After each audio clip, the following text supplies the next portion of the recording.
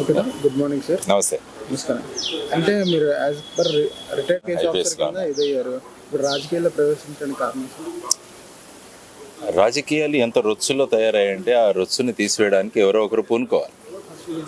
రాజకీయాలు ఎంత మురికి అయిపోయాయంటే, రొచ్చు అయిపోయాయంటే దాన్ని ఎవరో ఒకరు పూనుకోవాలిగా. మీ ఇంటి ముందున్న మురికి కాలువని మున్సిపల్ వర్కర్ క్లీన్ చేయకుంటే ఏమవుద్ది? మీరు అక్కడ ఉండలేరు. ఈ రాజకీయాలను కూడా శుభ్రం చేయకుంటే ఈ రాష్ట్రంలో మీరు ఉండలేరు. కాబట్టి ఆ శుభ్రం చేసి ఒక మున్సిపల్ వర్కర్గా నేను వచ్చాను. కాబట్టి అందుకనే రాజకీయాలకు రావడం. రాజకీయాలు అంటే ఏమనుకుంటున్నారంటే ఈ రాజకీయాల్లో మార్చడానికి కూడా వచ్చాం. మూసపోసిన రాజకీయాలు కాకుండా దీన్ని రాజనీతి దిశగా తీసుకెళ్ళడానికి నేను రావడం జరిగింది. ఓకే సార్, మీరు ఇప్పుడు గడప గడపకి ఇంటర్వ్యూ చేస్తుంటారు కదా, మొన్న ఆక్సిజన్ టవర్స్లో చేసిన దానికి హ్యూజ్ రెస్పాన్స్ వచ్చింది. 100%లో 99.5% జేడీ గారికే ఓటేద్దాం అనుకుంటుంది. దానిపైన చెప్పండి. నా ప్రయత్నం నేను చేశాను. నిర్ణయం వాళ్ళ మీద వదిలేస్తాను. ఎప్పుడు కూడా ఒక కంటెస్టింగ్ క్యాండిడేట్గా ప్రతి ఓటర్ని కలిసే ప్రయత్నం చేయడం నా బాధ్యత. దాని గురించి నేను అక్కడికి వెళ్ళాను, అందరినీ కలిశాను, నేను ఏం చేయాలనుకుంటున్నానని చెప్పాను, రాష్ట్రం ఏ పరిస్థితిలో ఉంటుందని తెలియజేశాను. ఆ తర్వాత నిర్ణయం వాళ్ళకే వదిలేద్దాం. కాబట్టి ప్రయత్నం చేయడం మన కర్తవ్యం. సో ఆ విధంగా ఆక్సిజన్ టవర్స్లో మనం వెళ్ళి రావడం జరిగింది. ఆ విధంగా రెస్పాన్స్ వాళ్ళు ఇచ్చింటే వాళ్ళ విఘ్నతకు నేను కృతజ్ఞతలు తెలియజేస్తున్నాను. సర్వే చేసిన ప్రకారం అయితే చాలా బాగా వచ్చింది సార్, హ్యూజ్ రెస్పాన్స్. అది మంచి రెస్పాన్స్. జనరల్గా కూడా ప్రజల్లో కూడా మంచి రెస్పాన్స్ ఉంది. నేను స్వయంగా తిరుగుతున్నాను, ప్రతి ఒక్కరిని కలిసే ప్రయత్నం చేస్తున్నాను. సో కొత్త రాజకీయాలు తీసుకురావాలి, రాజనీతిని తీసుకురావాలని అనుకుంటున్న ఈ సందర్భంలో మన ప్రచారంలో కూడా అది కనపడాలి. అంటే మిగతా రాజకీయ పార్టీలు అన్నీ డబ్బులు పంచుతున్నారు, కానీ మీరేం పంచకుండా మీ మీద చాలా మంది సానుభూతి చూపించి మీ నియోజకవర్గంలో జేడీ లక్ష్మీనారాయణ గారు అంటే ఈయన ఓటు వేయాలి అని ఇప్పుడు ఒక మార్పు వచ్చింది. అంటే డబ్బులు పంచేదే రాజకీయం అని చేస్తున్నప్పుడు పంచనిది రాజనీతి అని చెప్పడానికి వచ్చాము. డబ్బులు పంచేదే రాజకీయం అని మిగతా నేతలు చెప్తుంటే డబ్బులు పంచకుండా మనం ప్రజా సమస్యలను పరిష్కారం చేస్తామన్న ఒక భరోసా ఇవ్వడమే రాజనీతి.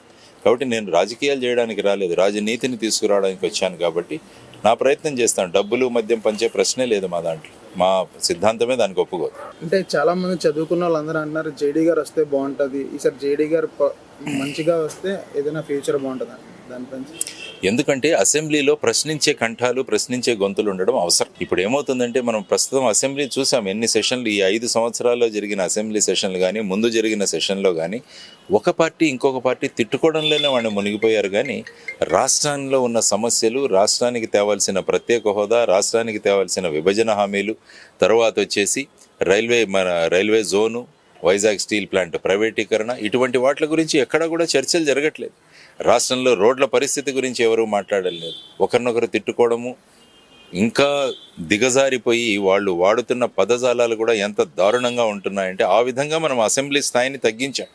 కాబట్టి ఇప్పుడు అసెంబ్లీలోకి వెళ్ళి ఎవరైనా ఈ 2 పార్టీలను మీరు అడగాలి, మీరు ప్రత్యేక హోదా ఎందుకు తీసుకురాలి, విభజన హామీలు ఎందుకు పూర్తి చేయలేదు, వైజాగ్ స్టీల్ ప్లాంట్ ప్రైవేటీకరణ అవుతుంటే మీరు ప్రధాని మీద ఎందుకు మీరు ఒత్తిడి తీసుకురాలేదు, ఇవన్నీ అడగడానికి ఎవరో ఒకరు కావాలి కదా, ఎవరో ఒక గొంతులు వినిపించాలి కదా. అందుకనే పుట్టింది జై భారత్ నేషనల్ పార్టీ. అంటే రాష్ట్రానికి ఒక 3వ ప్రత్యామ్నాయం ఇవ్వాలి, ఆ తర్వాత వచ్చేసి ప్రజా గొంతుకలు వినపడాలి అన్నది. తర్వాత వారసత్వ రాజకీయాలకి ఎక్కడో మన రాజ్యంలో మన స్టేట్లో ఎలా ఉంది, 2 కుటుంబాలు 4 పార్టీలు.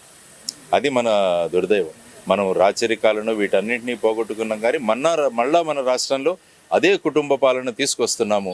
దీనికి మనం ఒక చరమగీతం పాడాలి, ఎక్కడో దీన్ని ఆపగలగాలి. అందుకనే జై భారత్ నేషనల్ పార్టీ వచ్చింది. ఈ 2 పార్టీలు ఇచ్చే మేనిఫెస్టో కన్నా మన జై భారత్ పార్టీ మేనిఫెస్టో చాలా డిఫరెంట్గా ఉంది. దానిపైన సార్ మాకు సీట్లు కావాలి, ఓట్లు కావాలని రాలేదు జై భారత్ పార్టీ. ఆలోచన విధానాన్ని మార్చడానికి వచ్చింది జై భారత్ పార్టీ. అందుకనే మా మేనిఫెస్టో కూడా అలాగే కనిపించింది.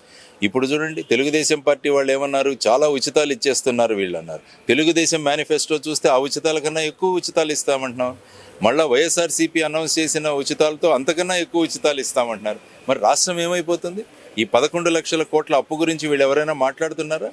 ఎవరైనా చెబుతున్నారా? తెలుగుదేశం పార్టీ చెబుతుందా మా ఈ సంక్షేమ పథకాలు అమలు చేయాలంటే మాకింత ఖర్చు అవుతుందని?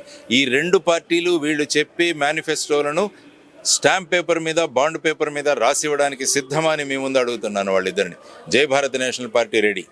మా అసెంబ్లీ నియోజకవర్గాల్లో అందరూ కూడా మా అభ్యర్థులు వాళ్ళ మేనిఫెస్టోలు, నియోజకవర్గ మేనిఫెస్టోలు మేము 100 రూపాయల స్టాంప్ పేపర్ మీద రాసి ఇస్తున్నాం. నేను కూడా ఇవ్వబోతున్నాను. 2 పార్టీలను నేను అడుగుతున్నాను, మీరు రాసివ్వండి.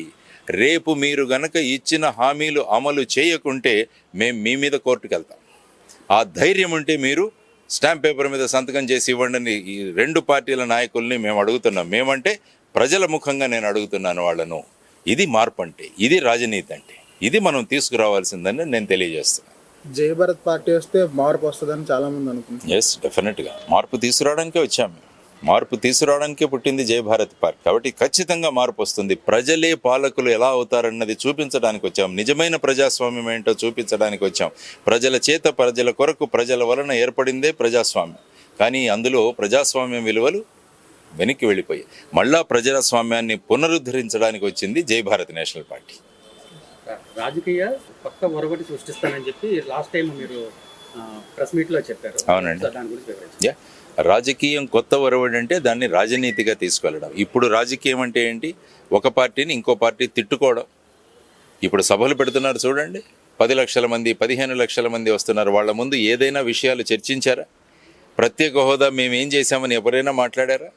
విభజన హామీల గురించి ఎవరైనా మాట్లాడారా? స్టీల్ ప్లాంట్ ప్రైవేటీకరణ గురించి ఎవరైనా మాట్లాడారా? ఎవరు మాట్లాడరు. ఒకరి మీద ఒకరు తిట్టుకోవడం, వ్యక్తిగత జీవితాల మీద కామెంట్స్ చేసుకోవడం, ఇదే రాజకీయం అయిపోయింది. కానీ జై భారత్ పార్టీ, జై భారత్ నేషనల్ పార్టీ ఎప్పుడు కూడా ఆ విషయాలు మాట్లాడదు. వ్యక్తిగత ఆరోపణలు ఎప్పుడూ చేయదు. ఇష్యూల మీద మాట్లాడతాం, విషయాల మీద మాట్లాడతాం, మేనిఫెస్టోల మీద మాట్లాడతాం, మీరేం చేశారని ప్రశ్నిస్తాం. మరి ముగ్గురు కూటమి పెట్టుకున్నారు, ఈ పార్టీలు ముగ్గురు కలిసి. మరి ఏం చేశారు ఈ ముగ్గురు? మీరే అన్నారు, కేంద్రంలో ఉన్న భారతీయ జనతా పార్టీ మనకు అన్యాయం చేసింది, ప్రత్యేక హోదా ఇవ్వలేదని. మరి వాళ్ళతో ఎందుకు పొత్తు పెట్టుకున్నారు మీరు? చెప్పండి, ప్రజలకి సమాధానాలు ఇవ్వరు మీరు ఇవన్నీ కూడా. మరి ఇప్పుడు వెళ్ళి మళ్ళా వాళ్ళతోనే పొత్తు పెట్టుకొని, మరి ప్రధానమంత్రి గారు ఇక్కడికి వచ్చినప్పుడు ఆయనతో ఒక స్టేట్మెంట్ ఇప్పించారా మీరు? కూటమి గనుక అధికారంలోకి వస్తే ప్రత్యేక హోదా ఇస్తామని? లేదు. సీట్లు కావాలి, ఓట్లు కావాలి, కానీ రాష్ట్రం ఎటుపోయినా పర్వాలేదు. రెండు పార్టీలు అలాగే అన్నాడు. 25 మంది ఎంపీలు ఇస్తే నేను మెడలు వంచి ప్రత్యేక హోదా తెస్తానన్నారు ప్రస్తుత ముఖ్యమంత్రి గారు. ఆయన ఏం చేశారు? 22 మంది ఎంపీలను తీసుకుంటే ఏమీ చేయలేకపోయాడు.